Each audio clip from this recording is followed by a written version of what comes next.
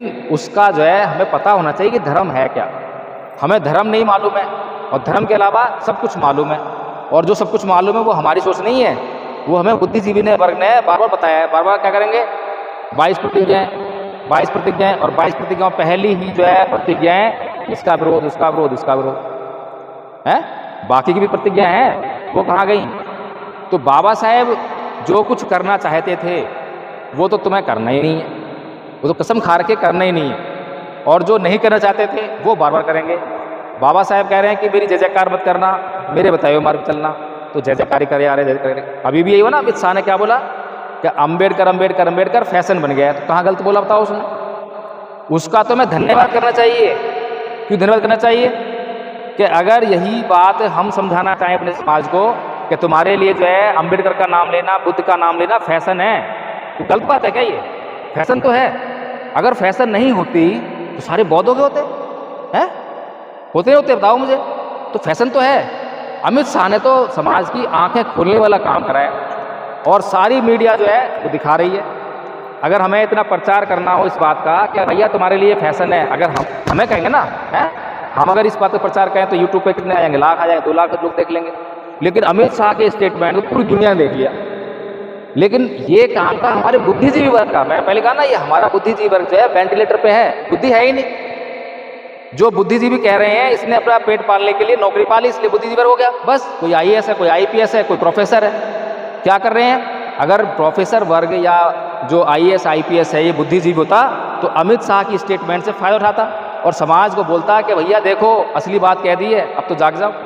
है हमारा इतना बड़ा काम कर दिया कि सारी मीडिया में सब कुछ में इतना पैसा खर्च करते तब भी नहीं प्रचार कर पाते। आधा काम तो कर दिया, बाकी काम हमें करना चाहिए था, लेकिन हम लोग अपना काम नहीं कर रहे हैं। 40% पब्लिक रोड पे आ गए, हाँ, इस बात के विरोध में। और जब हमें अमित शाह का धन्यवाद करना चाहिए इसके लिए, इतना पैसा लगा के उसने हमारा प्रचार कर दिया हमारे मिशन मूवमेंट का, तो उसका हमें धन्यवाद करना चाहिए कि अमित शाह जी बहुत बहुत धन्यवाद आपका।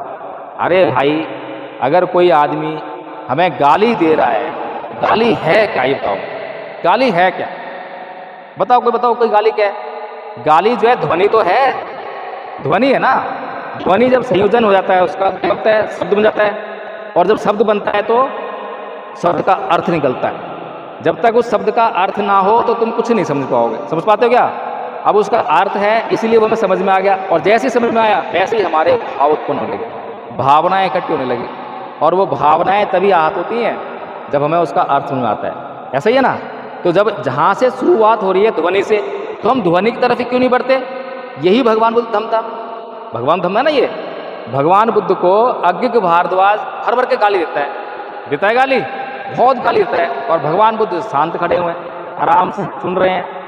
अब वो कहता है कि भाई मैंने तेरे को इतनी गाली दी, तुझे कुछ हुआ नहीं, तू कुछ बोला नहीं। तो क्या बोलते हैं कि अगर तुम्हारे हाथ में खीर है और तुम मुझे वो खीर मुझे देना चाहो और मैं उसको लेने से इनकार कर दूं, तो खीर किसके पास रहेगी? क्या मेरे पास आएगी? समझ में आ गई बात? अब ये तो धम्म था। अब इस धम्म को हमने अपनाया है क्या? हम क्या करते हैं, किसी ने एक गाली दी 10 गाली देंगे, 10 गाली देते हैं। और क्या सिखाते बच्चों को? हार के मत आइयो, हैं? किसी की सुन के मत आइयो। कोई एक सुनाए तो 10 सुना के आइयो। क्यों कहते हैं? क्योंकि ईंट का जवाब पत्थर से देना है। ऐसा ही है। और हमारा ये बुद्धिजीवी वर्ग जो वेंटिलेटर पे, वो भी हमें ये सिखाता है कि ईंट का जवाब पत्थर से देंगे। हैं? सांसद मोदी जी संसद में बहुत दहाड़ रहे हैं, ईंट का जवाब पत्थर से देंगे, हम सहन नहीं करें। ऐसे ही है ना? अब ये ईंट से जवाब पत्थर से देंगे, ये कौन सी संस्कृति है? क्या ये वाली संस्कृति है? बताओ मुझे, कौन संस्कृति है ये तो ये वाली संस्कृति है। गलत कह रहा हूँ क्या मैं? तो ये वाली संस्कृति क्या कर रही है? ये वाली संस्कृति कह रही है, ना ही बेरेन बेराणी समन्ति कुदाचरंग अबेरेन च समन्ति ऐस धम्मो सनातनो। भगवान बुद्ध कह रहे हैं ना कि वैर से कभी वैर शांत नहीं होता है, अब वैर से वैर कभी शांत नहीं होता। ये बहुत संस्कृति है। इसको समझाया बच्चों को हमने अपने बच्चों को? नहीं, बचपन से सिखा रहे हैं उनकी संस्कृति। तो अब हमारे बच्चों को हम बोलते हैं कि भाई तू तेज क्यों बोल रहा है, तू चिल्ला क्यों रहा है, तू गुस्सा क्यों कर रहा है, तू अपने बाप पे चिल्ला रहा है। चिल्लाएगा ही, सिखाया क्या है तुमने उसको? कौन संस्कृति दी है? हैं? तो हमने अपने बच्चों की सुरक्षा भी खतरे में डाल दी। डाली कैसे डाल दी? कि जब हमने उसको ये सिखाया कि ईंट का पत्थर से दियो, किसी की सुन के मत आइयो, तो निकल गया, घर से जाना था, कहीं परीक्षा देने जाना था, रास्ते में मिल गए 4-5 लोग उसको, कुछ छोटी मोटी बात हो गई, गाली गलौज करी उन्होंने।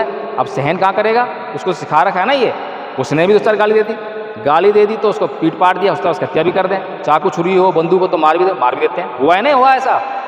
मैं कुछ भी बात ऐसी कह रहा हूँ जो व्यवहारिक ना कह रहा हूँ, जो ऐसा नहीं हुआ बता देना मुझे, होता है ना। अब वो जो हमारा बच्चा मारा गया वो किस वजह से मारा गया, उसमें किसकी गलती थी? हमारी गलती थी ना।